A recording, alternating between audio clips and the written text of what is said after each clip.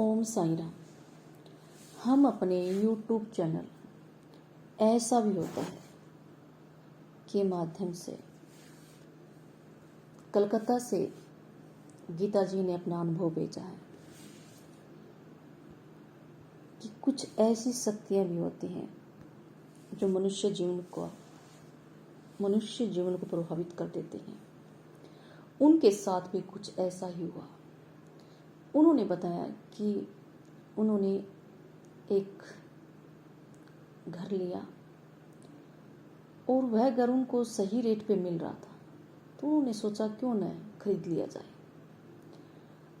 और एक उस घर की खासियत उनको इतनी अच्छी लगी कि उनका घर में जो बाग बगीचा था वो उसको बहुत पसंद आया। गीता जी बताते हैं कि उस बगीचे को देखकर मेरा मन खुश हो गया और मैंने वो घर ले लिया। लेकिन जब वो घर में रहने लगे तो उनके जीवन में कुछ ऐसी घटनाएं घटी। गीता जी बताते हैं कि वे बातें वो अब तक नहीं भूली।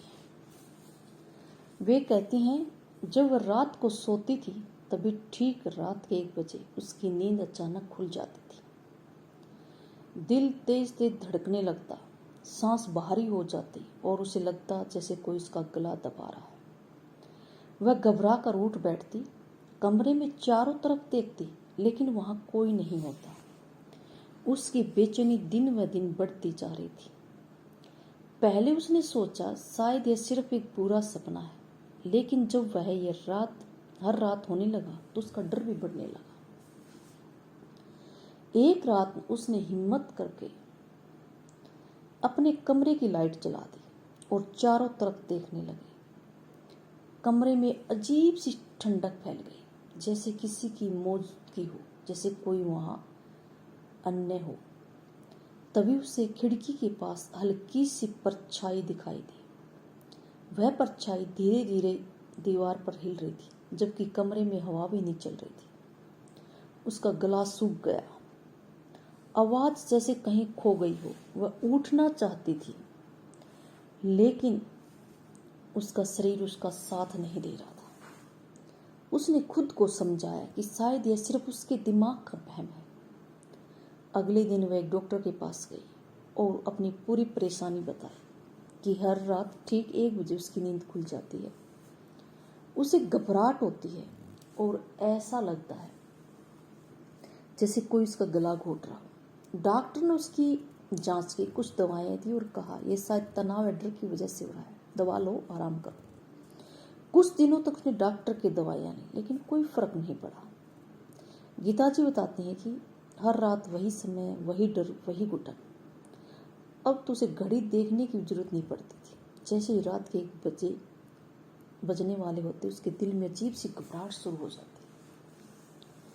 एक रात उसने तय किया कि आज सोए ही नहीं। वह बिस्तर पर बैठकर घड़ी को देखने लगी। धीरे धीरे सुइयां 12:59 पर पहुंची, 12:59 पर पहुंची। जैसे एक घड़ी ने बजाया, कमरे की लाइट अचानक चिलमिलाने लगी। खिड़की अपने आप चरचर की आवाज के साथ खुल गई। ठंडी हवा का झोंका कमरे में आया और उसे एहसास हुआ जैसे कोई उसके बिल्कुल पास खड़ा। उसके कानों में फिर वही धीमी आवाज आई, तुम मुझे देख नहीं सकते, लेकिन मैं यही हूं। उसका शरीर डर के मारे कांपने लगा। अब उसे यकीन होने लगा कि ये उसका वहम नहीं है।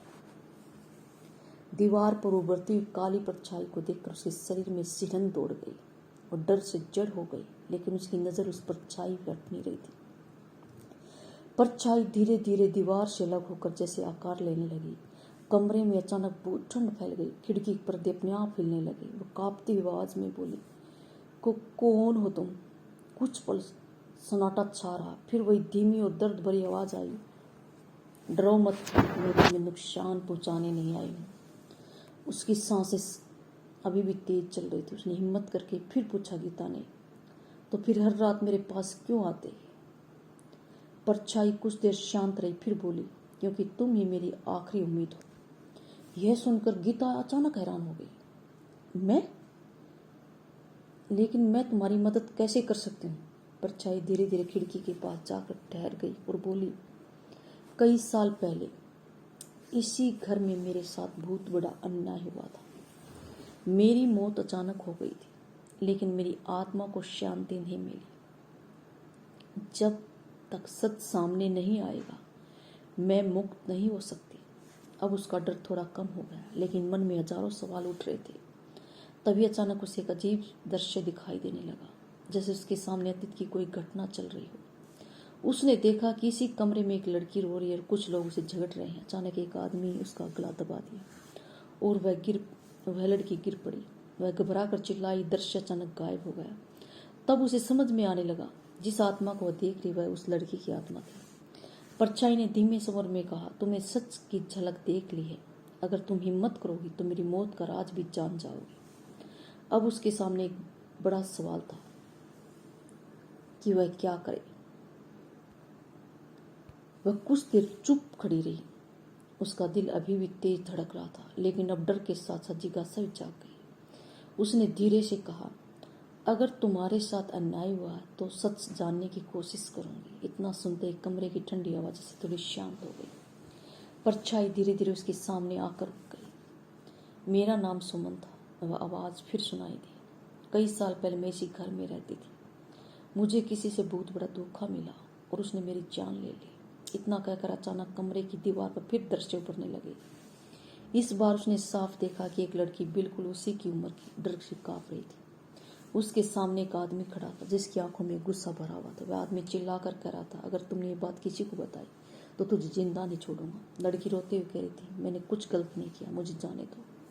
लेकिन अगले ही पल उस आदमी ने उसका गला दबा दिया। कुछ ही क्षणों में लड़की की सांस रुक गई। वह ये सब देखकर कांप उठी। दृश्य अचानक गायब हो गया। वह घबरा कर बोली, यह आदमी कौन था? परछाई ने दुखी आवाज में कहा, यह जिसने मुझे मारा था वही था, लेकिन दुनिया को बताया कि मैं आत्महत्या करी। अब उसकी आंखों में डर के साथ साथ गुस्सा भी था।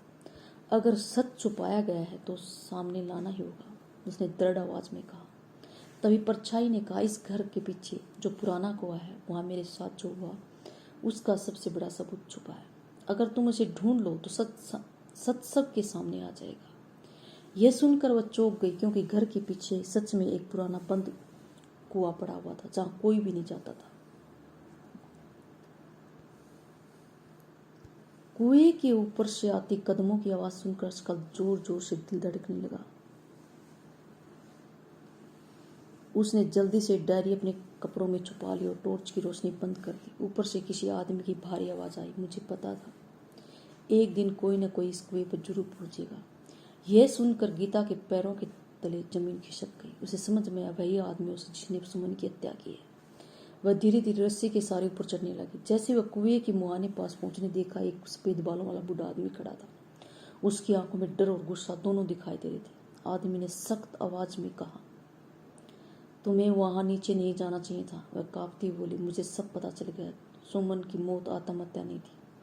यह सुनते उस आदमी का चेहरा पीला पड़ गया। वह धीरे से बोला, तुमने डायरी पढ़ ली? उसने जवाब दिया, अभी पूरी नहीं है, लेकिन पढ़ लूंगी। इतना सुनते ही आदमी घबरा गया। वह बोला, नहीं, वो डायरी मुझे दे दो। लेकिन उसने डायरी को और कसकर पकड़ लिया और कहा, सच अब छुपेगा नहीं। इतना सुनते आदमी अचानक गुस्से में पागल हो गया। वह उसे पकड़ने के लिए आगे बढ़ा। उसी पल अचानक तेज हवा चलने लगी। पेड़ों की टहनियां जोर जोर से हिलने लगी। तभी उस आदमी के पीछे धुंधली आकृति दिखाई देने लगी। सुमन की आत्मा थी। उसकी आवाज गूंज उठी, अब सच छुप नहीं सकता। आदमी डर के मारे पीछे मुड़ा। जैसे उन्हें आत्मा को देखा, उसके चेहरे का रंग उड़ गया। वह कांपते बोला, सुमन तुम? उसी पल उस आदमी के डर के मारे कुएं में के बिल्कुल किनारे पीछे हटते फिसल गया। वह सीधे कुएं के अंदर गिर पड़ा। वह नीचे चीख रहा था। कुएं के अंदर गिरते उस आदमी की चीखें चारों तरफ गूंजने लगी। वह लड़की घबरा कर नीचे देखने लगी। आदमी घायल हो चुका था, बाहर निकलने की कोशिश कर रहा था। कुछ ही देर में गांव के कुछ लोग वहां आ गए, क्योंकि उन्होंने उसकी चीखें सुन ली थी। लोगों ने रस्सी डालकर उस आदमी को बाहर निकाला। जैसे ही वो बाहर आया, उसका चेहरा डर से पीला पड़ चुका था। वह बार बार एक ही बात करता, सुमन मुझे माफ कर दो, मैंने गलती की है। गांव वाले सुनकर हैरान रह गए। गांव वालों के सामने बताया गया था कि सुमन ने आत्महत्या की है। उसी समय लड़की ने डायरी सबको दिखा दी। डायरी के पन्नों में सुमन ने अपनी पूरी कहानी लिखी थी, कैसे उस आदमी ने लालच और गुस्से में उसका गला दबा कर आत्महत्या कर दी थी। सुमन की सच्चाई आते ही गीता को कुछ राहत महसूस हुई। गीता ने पुलिस को बुलाया और उस आदमी को गिरफ्तार करवाया। उस रात जब वह लड़की फिर सोई,